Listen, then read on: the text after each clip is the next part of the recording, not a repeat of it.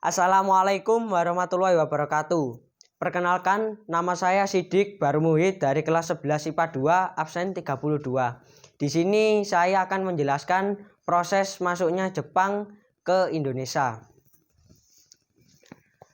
Pada 8 Desember 1941, pangkalan Angkatan Laut Amerika Serikat di Pasifik yaitu Pearl Harbor diserang oleh Angkatan Udara Jepang. Serangan Jepang juga diarahkan ke Indonesia yang bertujuan untuk mendapatkan cadangan logistik dan bahan industri perang seperti minyak tanah, timah, dan aluminium yang diperkirakan dapat mencukupi kebutuhan Jepang selama Perang Pasifik.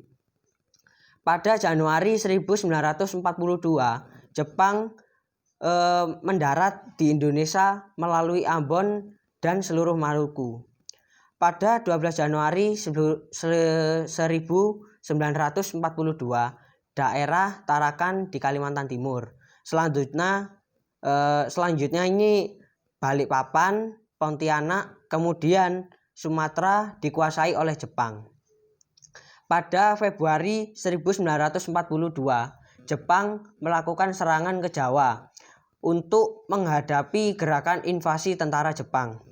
Belanda membentuk Komando Gabungan Tentara Serikat yang disebut Abdacom atau Amerika British Dutch Australian yang bermarkas di Lembang. Panglima dari pergerakan tersebut bernama Jenderal Sir Archibald. Kemudian Letnan Jenderal Terporten diangkat sebagai Panglima Perang Tentara Hindia Belanda. Jenderal Imamura dan pasukannya mendarat di Jawa pada tanggal 1 Maret 1942. Pendaratan itu dilaksanakan di 3 tempat, yakni di Banten dipimpin oleh Jenderal Imamura sendiri, lalu di Eretan Wetan, Indramayu dipimpin oleh Kolonel Tonoshi, dan sekitar Bojonegoro dikoordinasi oleh Maijen Sudanichi. Pasukan Jepang dengan cepat menyerbu pusat-pusat kekuatan tentara Belanda di Jawa. Tanggal 5 Maret 1942, Batavia jatuh ke tangan Jepang. Pada tanggal 8 Maret 1942,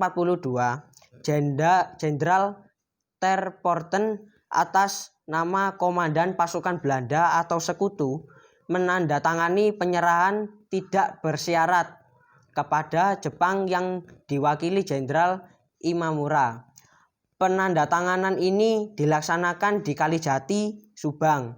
Dengan demikian, berakhirlah penjajahan Belanda di Indonesia. Kemudian, Indonesia berada di bawah pendudukan tentara Jepang. Awal pemerintahan Jepang di Indonesia, yaitu propaganda atau saudara tua dan Pan-Asia. Kedatangan Jepang di Indonesia disambut dengan tangan terbuka oleh rakyat Indonesia. Jepang dielok-elokkan sebagai saudara tua yang dipandang dapat membebaskan dari kekuasaan Belanda. Rakyat Indonesia mengucapkan Banzai Banzai atau yang berarti selamat datang, selamat datang. Lalu sambutan rakyat Indonesia didukung oleh kebijakan Jepang yang memperbolehkan 1. Lagu Indonesia Raya dikumandangkan di samping lagu Kimigayo. Kedua, bendera merah putih juga boleh dikibarkan berdampingan dengan bendera Jepang Hinomaru. Lalu yang sambutan rakyat Indonesia didukung oleh kebijakan Jepang yang memperbolehkan perilaku Jepang yang sangat membenci Belanda dan berkembangnya kepercayaan tentang ramalan Jayabaya. Tentara Jepang juga mempropagandakan bahwa kedatangannya ke Indonesia untuk membebaskan rakyat dari cengkraman penjajahan bangsa Barat. Jepang juga akan membantu memajukan rakyat Indonesia. Melalui program Pan-Asia, Jepang akan memajukan dan menyatukan seluruh rakyat Asia. Untuk lebih meyakinkan rakyat Indonesia, Jepang menegaskan bahwa Jepang tidak lain adalah saudara tua. Bahkan untuk meneguhkan propagandanya tentang Pan-Asia, Jepang berusaha membentuk perkumpulan yang bernama Gerakan 3A. Pembentukan pemerintahan militer. Pertengahan tahun 1942, markas besar tentara Jepang di Indonesia membentuk pemerintahan militer. Wilayah Indonesia dibagi menjadi 3 wilayah pemerintahan militer, yaitu 1.